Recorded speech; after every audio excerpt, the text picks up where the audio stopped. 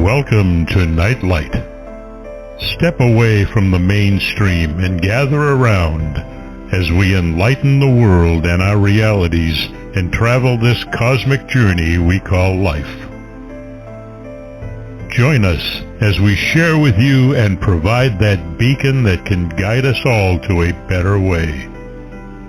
Explore with us as we examine a metaphysical montage of spiritual insights, covering everything from the mundane to the magical, UFOs to unicorns, and everything in between. This is a time of awakening, of sharing and evolving, of spreading our wings and soaring on the cosmic breath of creation.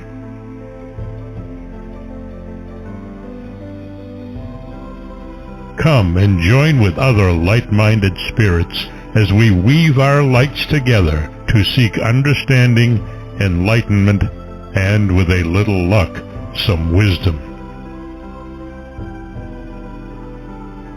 This is Nightlight, a reminder that you are never alone.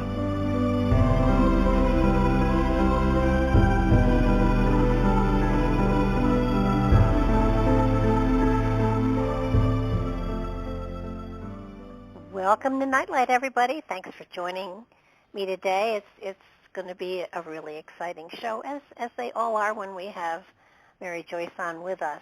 My thanks first to Ken Quiethawk for his intro. Please check him out on the internet. He's a native storyteller, and if you've not ever experienced the native storytelling process,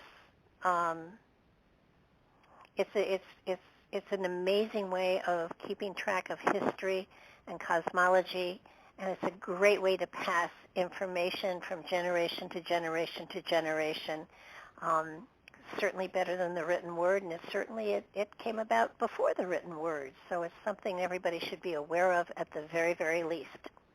Mary is with me again today, and I am so excited that she is doing a show with us once a month. She is the editor of one of the most amazing websites out there. She's the editor of Skyships Over Cashiers, and it's a fabulous website. She has done it for a long time, and on the website are decades of archives that you can check into and see all of the material that she has been fascinated by, done research by, and put up on her website. I love the fact that she is a true reporter, in that she checks things out before she puts them up on her website, so that you can be very sure that even though some of it may seem very strange, she has made sure that it is as accurate as she can possibly absolutely make it.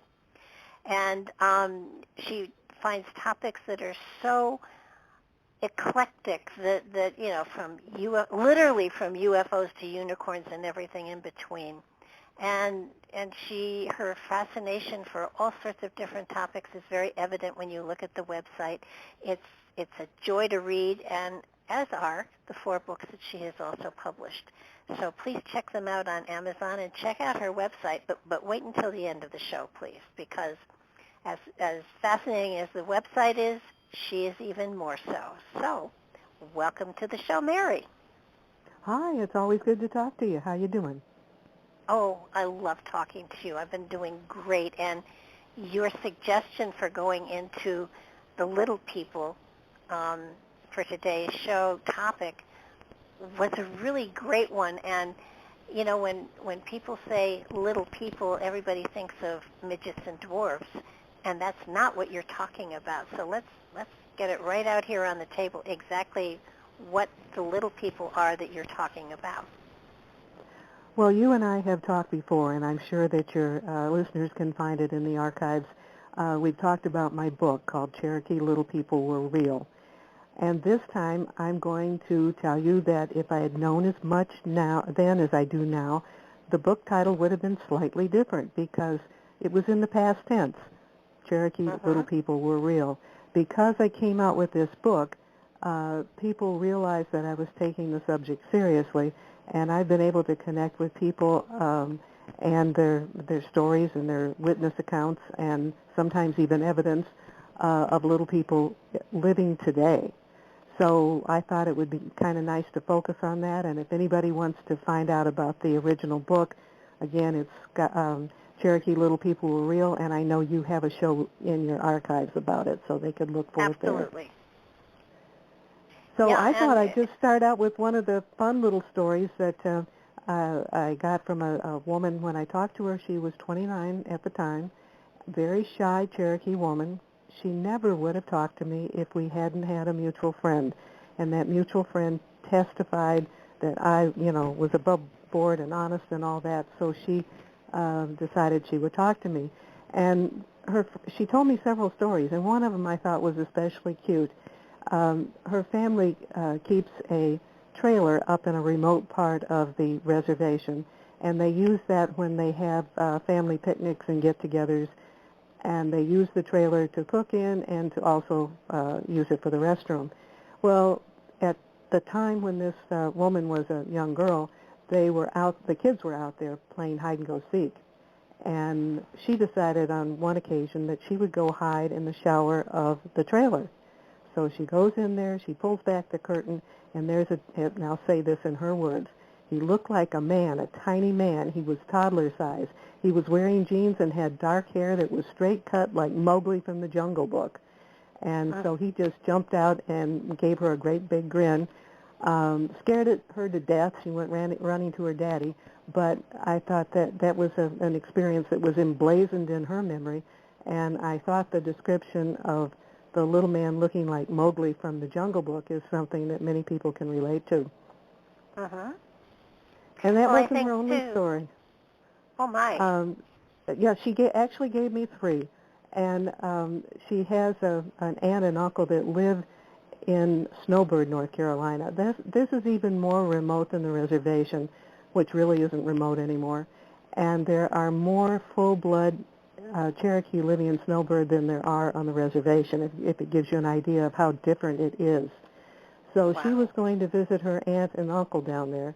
And her uncle, I don't know how he got up to this point, but he said he just put flour all over, I think it was the kitchen floor. And he said, just wait until morning. And so the next morning, now this is quoting her again, the next morning there were little footprints all over the floor. So anyhow, that was to show her that there really were little people, and I thought that was a great story. And then she told me a third one, and it was, her mother, which would have been, another previous generation. And the mother had told her, and again I'll quote it, she and her little cousins had a trail around where they lived. They would follow it up deep into the mountains to play. Once they saw 6 little people in a circle. She said in all her life she only saw one girl. The rest had just been boys. So those were the 3 stories I got out of this wonderful connection that was made because we just happened to know a mutual friend. Wow. Well, I think one of the things that has intrigued me about the little people, and most people, when you say little people, they're talking about midgets and dwarfs, and these are smaller than the midgets and dwarfs that we see in circuses and around.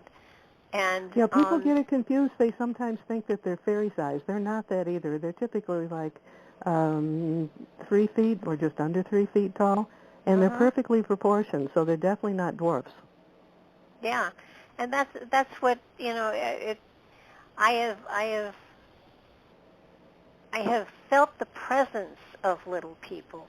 I have never seen them, but I know they're there, and I do believe that they still are in existence today. And people when they see them do think they're seeing fairies, elves, and gnomes and stuff like that, but they're out there.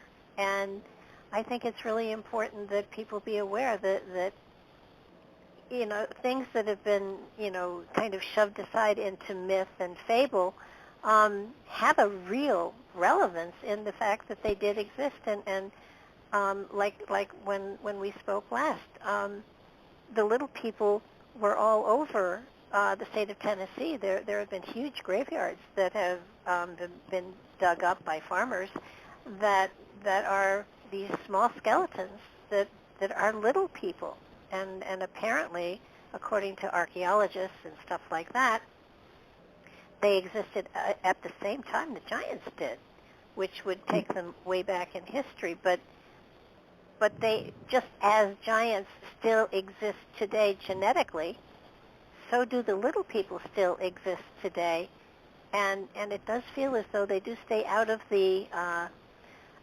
flow of society as best they can, because I would imagine they just don't want to be looked at as a circus performer. They have their own reality, their own society, and they do, as far as I can tell, they do exist mostly in places where there are forests. At least that's what I have observed. I don't know what you've observed. Well, of course, the mountains are covered with, forests, but there's many stories where they find them in caves, like living in caves. And there's stories of them, going underground to live. I was thinking about what you said about the history of Tennessee, which is adjacent to North Carolina.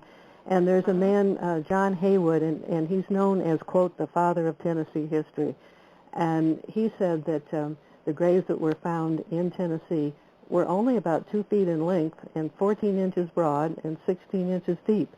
And they found all sorts of these kind of graves. I suspect that most of the little people were more than 2 feet tall, but when somebody dies, they kind of sometimes bunch up the bones. This particular father of Tennessee history said that they were typically 2 feet to 2 feet to 3 feet tall, and that's what I pretty much have consistently had reports on, and they are oftentimes just described as being the size of a toddler. Yeah, but the ones of course, the skeletons that I've heard of, well, now that's silly. I was going to say the skeletons I've heard of were very slender, but then, of course, any skeleton is very slender. I'm sorry I laughed. No, it's true. But they are slight of build, I guess is the best way to put it, at least as far as what I have observed and what I have heard as far as myths and tales. And it does feel as though, it's sort of like Bigfoot. There are of course, with Bigfoot, there aren't the sightings in the same way, because the Cherokee Little People that you write of, they were discovered, or their abodes were discovered on a college campus when doing reconstruction. Right, and I do write about that in the book. Cherokee Little People Were Real, and probably the most memorable image from the skeleton stories is that one of the professors kept a small skull on his desk as a conversation piece, and he always said it was from the Indian Mound, and he said it was a child's skull. And then a high school English teacher picked it up and looked at it closely and said, this is not a child's skull, it has all its wisdom teeth. And as most people know, you have to be 18, 20, 21 to be having wisdom teeth. So. Where, I do feel that they are still out there. And why listen, would we have Bigfoot in this area. We have Bigfoot. They are huge. We see evidence of them, and every once in a while people will actually, see one. Those creatures are huge. So if something like that can remain out of sight almost all the time, then it would be no small challenge for little people to stay out of view in comparison. Well, of course not. And from what you've said and what Indian stories have related is that they lived, a lot of them lived underground or in caves. Correct. So that they were kind of camouflaged their existence to to a certain point. And certainly, if they're living on the fringes of society, they're investigating. And, it reminds me of, as a child, I read a series of books called The Borrowers. And are you familiar with that series? I am. Mm-hmm. I mean, they weren't that small, but they were tiny people, and you kind of, you wonder, is there a connection between them and the little people we see today that are midgets and dwarfs? I mean, is there a connection, or are they just very different segments of different species, I guess? I mean, well, they're definitely their own genetic line, for sure. But the most, I'll jump in again with the Cherokee stories. The most recent one I've gotten from somebody was at the very end of May, and I was contacted by a Cherokee man who, is about 70 years old, and he related a story when he was a young man that they went hunting, bear hunting, and there was a terrible storm that came up. So they took cover for the night. They found a small cave, and they waited out the storm. Well, he was sound asleep, and I actually can quote him on this. During the night, my friend Kenny woke me and told me not to say a word because there were little people outside the cave. We lay there quietly in the dark listening. They spoke in Old Cherokee. Today's Cherokee speak slang, so Kenny nor I could understand what they said, only a word or two. The little people were there all night. The next morning outside the cave there were little footprints about the size of a 5 or 6-year-old. So that's the most recent story from a Cherokee person, that I've been told since the book came out.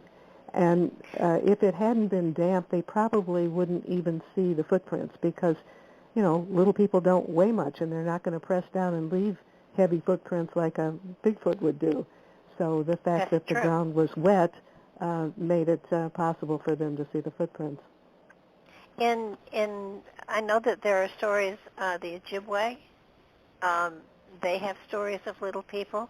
Almost, I'm saying almost because I can't tell you if it was exactly every Native American tribe has stories of them, but a great many of them do speak of the little people. And it would... I found this... Yeah, go ahead. I'm sorry. I'm interrupting. No, that's okay. Go ahead. No, you just inspired me to tell you a story. It's not about a Cherokee little person, but when I was out on the Pine Ridge Indian Reservation, which is Sioux country, again, I got to meet another young woman, and I think she was probably about the same age. And her grandfather had been a medicine man or a shaman, and her older brother was. And she clearly had abilities, though she had no title or anything to go with it. And she told me kind of an interesting story. Again, I've got the stuff in front of me, so I can give you their words. She said, when I was like 14 or 15, we were fishing way out in the country with my grandmother. We put her on a bank sitting on her chair fishing. Then we went further down the river so we wouldn't disturb her. We were swimming and playing around in the water, and the next thing you know, we hear splashing in the water. So we look over and saw something go in the water. So we went swimming back to my grandmother. She told us in our language not to go too far, to stay at a distance so she could see us. So we stopped and started to go back, and we heard something like stuff being thrown in the river. We turned around, and my grandmother had caught a fish, and it was trying to break the line, and it was going down the river. She told us to go catch it. So we caught the big catfish, and we took it back up to her, and that's when we noticed little bitty footprints in the mud going up the bank. They were 2 or 3 inches long and looked like human footprints. Yeah. So that's a different tribe in a different part of the country, with the same kind of story with the little people. And she added another one.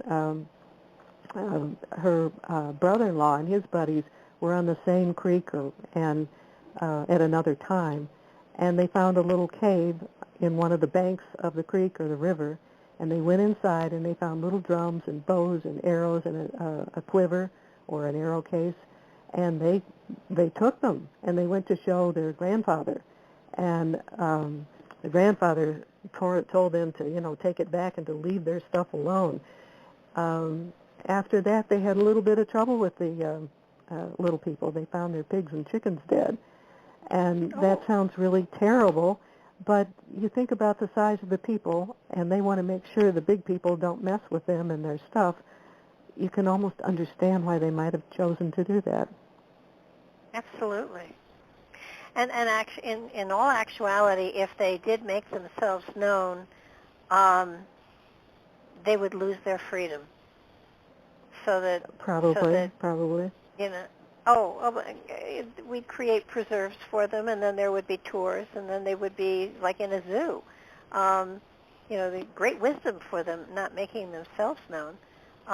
When I lived in Westchester, and I lived there in New York, I lived there for about 50 years, and in the town next to or very close to that I lived in New Rochelle. New Rochelle there was a road, and on that road were 4 houses that were built for little people, specifically for little people. And you'd be driving down the road, and you'd see the big house, the big house, the big house, the big house, and then suddenly the houses were shrunk in stature. Everything was to proportion, but for somebody who was only about 3 feet tall. And there were 3 or 4 houses there, and it was kind of fun. Every now and then when somebody came to visit, we would say, "You want to see something really neat?" And these houses were lived in. We never saw anybody coming or going. I guess if you sat outside and waited long enough, you might.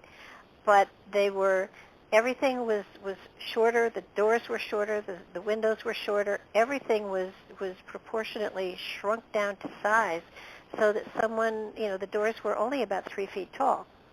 So, and all we knew was they were for little people. And to this day, I can't tell you if they were midgets or if they were little people or if they were, I can't tell you. All I know is that there were 3 or 4 houses there that someone had the money to build, and and they were lived in. So and certainly I couldn't have lived in one of them, and I'm short. So there are things in society today that are subtly just there, and you don't know an explanation for it. You don't know who built them, but they're there, and they're lived in by, obviously, little people. So, this was an area where houses were expensive. So, nobody would just, build 3 or 4 of them for kicks and leave them sitting empty there. So I do believe that now I don't know if they were people that worked for a circus and therefore that's where they retired or something like that. Have no idea. And I lived there for 50 years. You'd think I would have had, now I think why the heck you would have gotten to the bottom of it. Now you would know. Oh, I would have gone up and rang the doorbell. You're absolutely right. How come those things happen to us? I wonder. When you see something that is so profound, and you just think it's cool, and you move on, and you don't pay attention to it, and then you realize that there might be something quite profound connected to it. Right. Well, you've triggered a memory of something I wrote about in the book, Cherokee Little People Were Real, and I've never talked about it on the radio before or any kind of program before, but there was a little person, and he was known as, I think they even had his last name, Toby Bryson, and his family. They were little people. They had a little house. Everything was in, small proportion like you're talking about, and the head of the household, Toby, actually worked for somebody, and he drove a truck, I believe, but he had to drive it standing, and he would look out in the space, within the steering wheel. So that gives you an idea of his size. Wow. It just, you triggered another memory. I'm wondering, Tom Thumb, I don't know if he was a midget. Oh, Tom Thumb. Tom Thumb, General and he was Tom with Thumb. the circus, and he may have been one of those. There is a community, and I've never been to it, but there's supposed to be a community in Florida where midgets live, and many of them, were, originally in the circuses. Yeah, he was. I'm looking. He worked with P.T. Barnum, and I'm looking to see how tall he was, because he was small. He grew to 2 feet 3 inches in height. Oh, that's really small. Wow. Yeah. Wow. And he worked with Barnum. He died of a stroke when he was 46 years old. But and he married another midget who was, I think he was a midget. At least he was that's a what I midget. Googled. He was a midget. So would this I be guess he could have been a considered? little person. Who knows? Yeah. But it was he made a fortune, and my gosh, he toured with Barnum for a tremendous a lot. Mm-hmm. But he was his parents were normal size. Hmm. But Yep. you're talking, if somebody wants to take a look at what a real little person looks like, that's Tom Thumb, Right. General Tom Thumb. But they've got to be out there today, and you do wonder. I mean, on TV now they have radio shows that Little People Big World, and then there's another show that deals with a whole bunch of women midgets or dwarfs. I think it's midget and dwarfism. They mix the two together, yet they are different. But Tom Thumb did marry Lavinia Warren, and she herself was also a very little person. But when you talk about these little people have merged with society and have lived as normal as they can lives, and yet the little people that you write about in your book with the Cherokee, they're very different. They shun society, and talk for just a minute about the dwellings that they discovered at the university when they were digging, because it's fascinating. Western Carolina University is like nestled in the mountains of western North Carolina, and when I did the book, it was inspired by meeting the men who had been involved in construction on that campus, and it began to seem like any time they cut into what was supposed to be virgin land, they would find these little tunnels, and the tunnels are typically, let's say, 2.5 feet wide and 3.5 feet tall, square cut with a rounded arched top to make it more, give it more strength. And those were found all over the campus. I assume that's what you're talking about. Yeah. I mean, that I would say that today they do exist. Well, I'll tell you what, and you might find this interesting. I started investigating the little people in North Carolina in 2000, which is now 21 years ago. And it wasn't until August 15th of 2017 that we got a picture that may very well be a little person. And what happened was that friends of mine who live like maybe 2 ridges over from where I live at the top of the ridge, and it's a narrow single-lane gravel road to get up there. And they have a game camera by their 1-lane road at the top of the mountain ridge.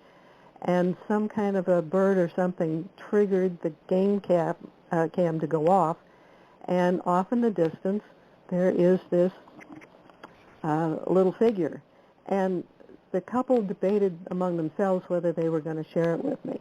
And The man thought that it was the backside of a slightly crouched nude figure with dark hair, and the woman thought it might be a spirit or a ghost. When I look at this picture, it was in August, so it was hot. It looks like a nude or almost nude figure from the back with long hair, and you can actually see like a band, like if somebody was carrying something with a strap across the shoulder. It's not a real clear picture, so I can understand why they didn't know if it was a spirit or something real. So what I did was I went and got known ghost photos. And the one that I actually posted on the website is a ghost on its hands and knees playing with a real live breathing child. So you can see the ghost and you can see the child. Now, if something is alive, you can turn up the intensity, and anything alive will go into the magenta range. A ghost will stay in, white or clear or translucent. Right. I did the same thing with the little person. The little person went to magenta.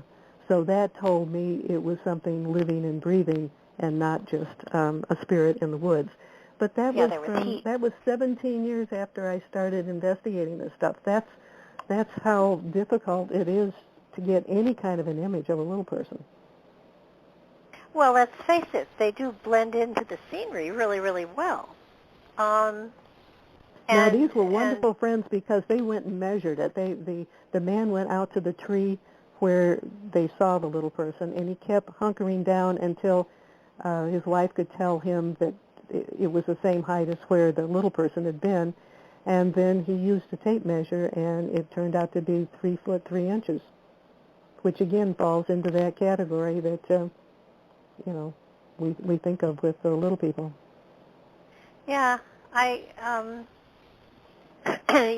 I garden. Well, did garden. I had huge gardens in Connecticut when I was there, and I would go out and I would talk to the little people. I swear that they were there and that they did help with the garden. I would find areas where I was pretty sure something had been done, but I hadn't done it. But I never saw anybody, but I believed that they were there to the point where I literally talked to them every day, kind of like, you need to do something with this plant because it's not doing whatever it should be, and, let's beef this one up, or, and I would sprinkle grain out. I would sprinkle offerings, so to speak. I never thought I was talking to spirits. I thought I was talking to physical entities, elementals, maybe. I'm wondering if maybe sometimes they have been mistaken as elementals as opposed to little people, and that's maybe how some of the aspect of elementals came into our vocabulary and into our mythology. That's very possible. I firmly believe they were there, I'm fine with people thinking I'm crazy. I'm old enough now so that, if they want to tell me I'm loony a little, sure. Gotcha. But it's and I had a garden that was literally built on a gravel pit, and yet in 1 year it looked like it had been established and it had been there for decades. And I wasn't slamming Miracle-Gro on everything or anything like that. It was like, I was out there in the middle of the night, doing stuff, and I was, you could say part of it was that my intention and the energy that I was putting into it was helping things grow and stuff like that, and that's probably partially the truth. But I truly believe that there were little people out there helping me too. So I do believe they're still around. I do believe that they if they were discovered to be a culture or a tribe or a species that we've been overlooking, and Lord knows humanity is very arrogant, and often if they've decided something doesn't exist, it doesn't exist even if they're looking at it. I think that it would destroy them. They would become a sideshow, and Mm-hmm. they're smart in not becoming that, because certainly when you see what we've done with indigenous people in lots of places, we've created sideshows out of them rather than allowing them their privacy to do whatever is appropriate for them as a tribe or as a species or as a race. So, but it's exciting, and I think that lots of times they're around small animals. They're around babies. They love baby anything, and I probably because it's small. But I think that they are a lot more frequent visitors to our realm than other people think. I don't think they're interdimensional. I think they're indigenous to the planet, personally. Oh, well, they may have originally originated from way out there. I know many of the Cherokee believe that they themselves originated from the Pleiades, and all their stories of that origin are in stories that they refer to as the Seven Sisters, which equate with the seven stars of the Pleiades. So some of their, origination stories are hidden in stories like that. And they believe they came from the stars, so they believe the little people ultimately way back came from the stars too. I find it fascinating that there has been talk of them. It's the 1800 period, from late 1700s to late 1800s. That seems to be where there have been great discoveries of first giant bones and then the little people bones. And it seems to be in the 1800s. I don't know if maybe that's when we were digging up the ground to the point where we did find all of this, or it's a time frame where there was a plethora of discovery of giant bones or little people bones, and in mounds, in huge grave sites where there obviously had been a war of some sort, so that there's a time frame where we were digging up the evidence of this, and yet it has not become a part of our history or our culture. Interesting. I'll jump here. You love history, and so I would never tell it in this kind of order, but I think you can follow it. I was contacted by a man who lives in eastern Tennessee. It's the part of Tennessee that's actually north of North Carolina. And he said that he had little people living on his land, and he didn't sound like a crackpot. He sounded very legitimate. And so I did go up there with Evelyn Gordon, who's also involved with this website, and spent several hours with him. And he has like 200 acres on high hills or bluffs overlooking a river. And part of his land is like open pasture kind of land with these really quite large hills, and the rest of it's all wooded. And he said the little people live in the wooded parts. But I kind of want to jump to something I stumbled on when I was following up things he had said. He said that his family had some Uchi Indian in them. Now, the Uchi Indians have pretty much disappeared, and they were quite a unique tribe. They didn't fit the normal North American Indian tribe. They could speak different languages. They were people who had fair skin and light-colored eyes, and they really looked more European than Indian, and that's why they pretty much have disappeared. But anyhow, he has the Uchi line in his family, and so when I was doing research to follow up on his stories to see if there really was legitimacy to things he was telling me, I came across some research by a man named Richard Thornton, and he's one of the country's leading experts in southeastern Indians, and he wrote, he's got something called the People of One Fire. I think that's a website he has.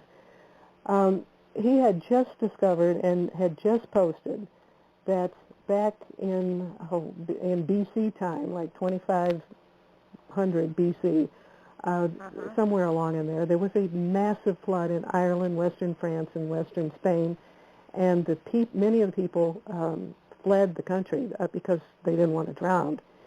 Some of those people actually ended up on at the Savannah River Basin, and then from there some of them went up the river and ended up in Tennessee. What is interesting is that this tribe of Indians, these Uchis, are so different than all the other tribes, and this man describes the little people on his land as looking European, not like the Cherokee little people. He even described their dress quite differently, more like the lederhosen the Germans would wear, or I always get cavalry and cavalry, the two words mixed up. But the soldiers with the double-breasted blue shirts with the buttons, he said the men often wore those kind of shirts. And I just found it interesting that they may very well have been the little people of Ireland that came with some of the regular people from Ireland who were fleeing the flood back in, it was 2250 B.C. It's just something to ponder. That's the first thing that came to mind, that these can be the wee people of the Irish that are traditionally spoken of in Irish history, going way, way, way, way back. Right. So Now that can explain the ones that are on this man's land, but the description of them is totally different than the Cherokee ones. So who knows? Yeah, and especially with the ones that were found here in Tennessee, of course from the bones you can't really tell, but you kind of wonder, why they didn't take DNA samples, why they didn't, of course, in the 1800s they didn't have that, but that was not an option. No. I just, I keep asking, no matter what I get thrown up at, no matter what anybody throws into my lap, it's like, why? What, you got to ask questions, and I've only started to asking questions in the last probably 10 years or so. Usually I would just accept history as history, but I seem to be questioning everything these days, and it's something that you've done for decades, and I think to myself often about, the time I have wasted just accepting facts and not checking them out is frustrating. Well, you've got to jump on a whole lot of people already, so don't worry about it. You just proceed with your curiosity and see what you can learn. It makes our world such a spectacular place to live in. I mean, when you think that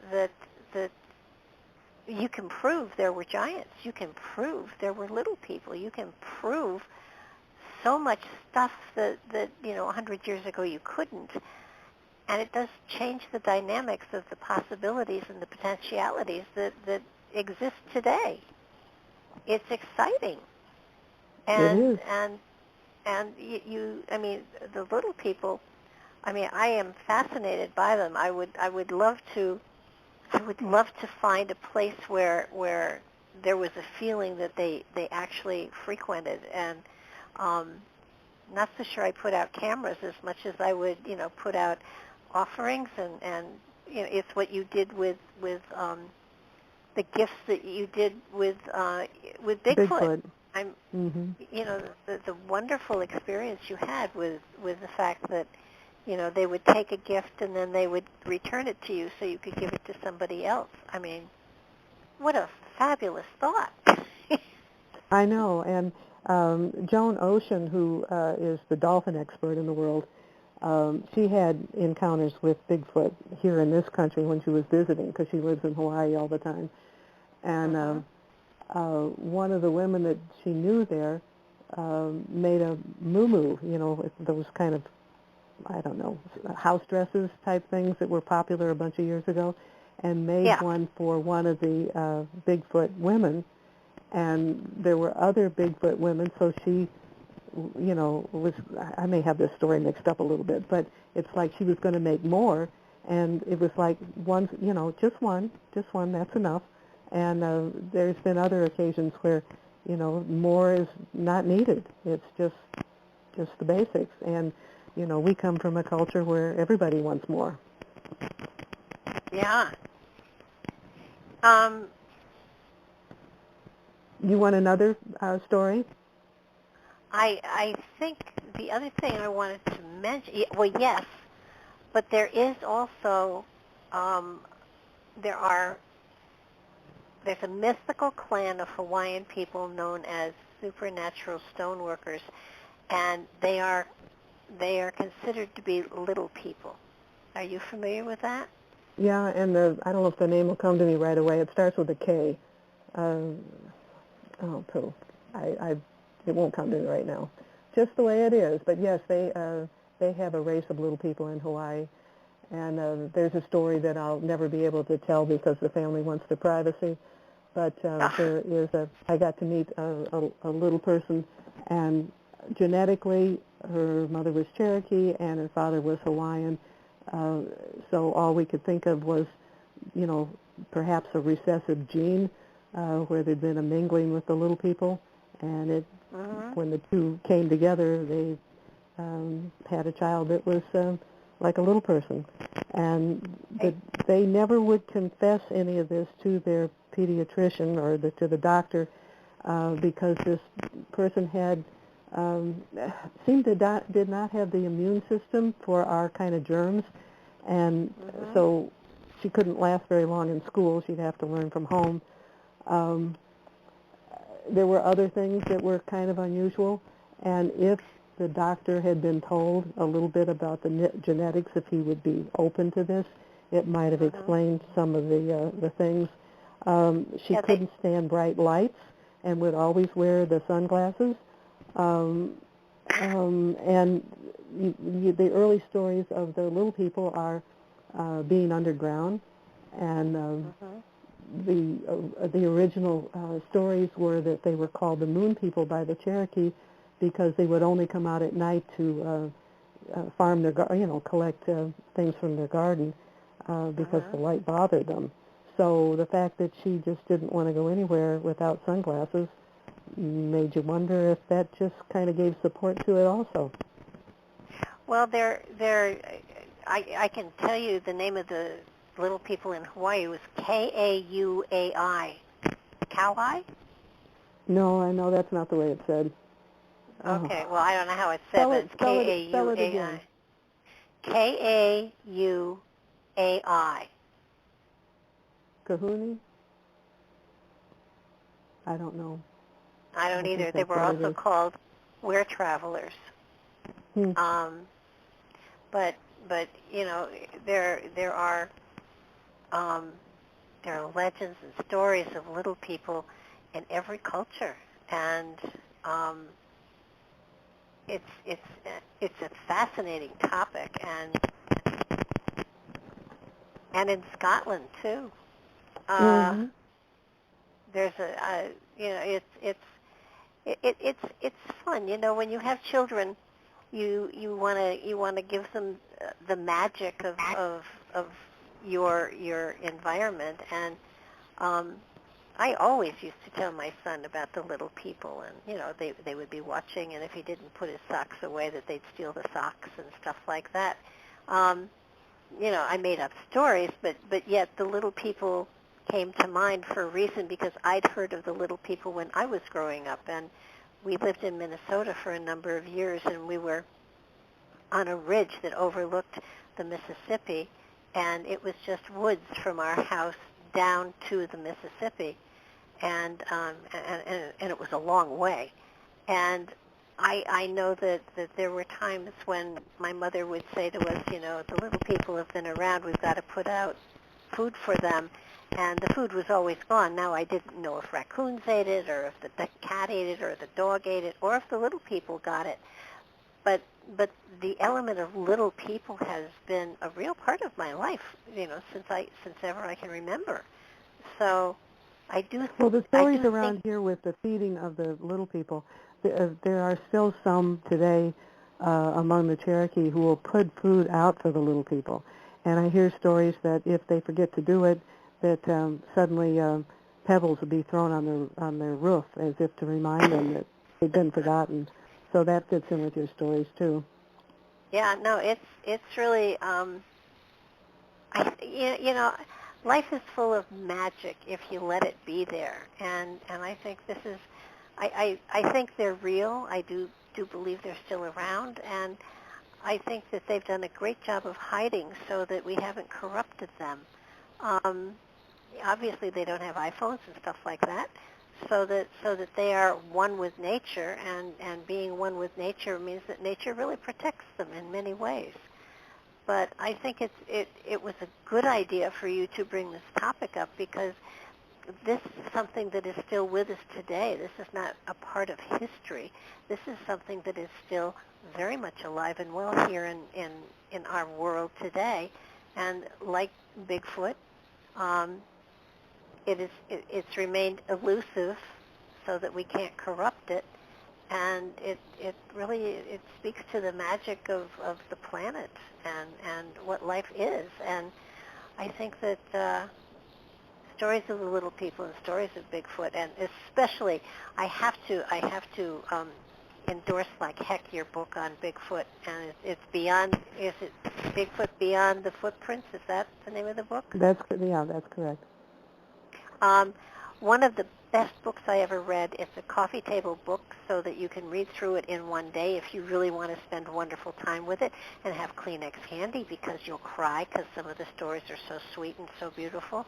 And it gives you another aspect of Bigfoot, and it, I don't want to say humanizes Bigfoot, but it takes away the fear that so many people seem to be planting on Bigfoot or Yeti or Sasquatch.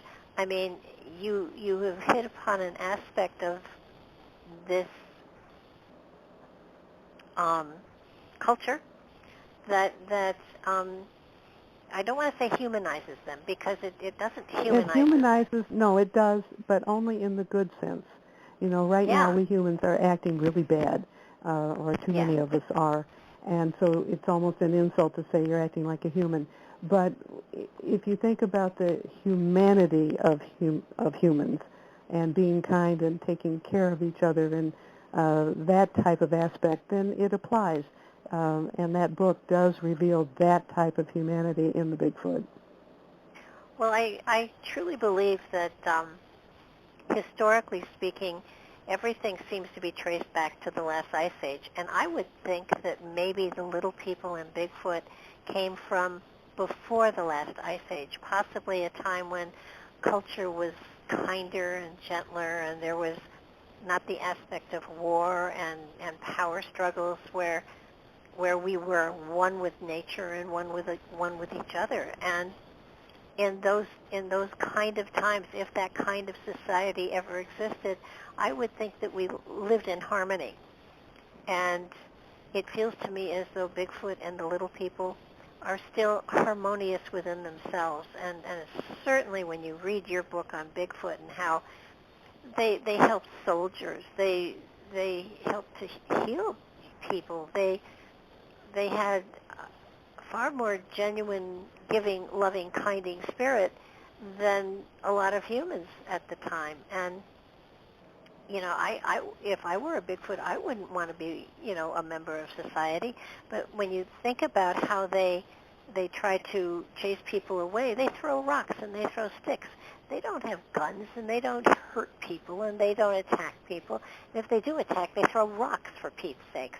I mean, it's nothing to be afraid of. The only stories that you hear where they've gotten violent is where somebody shot at them.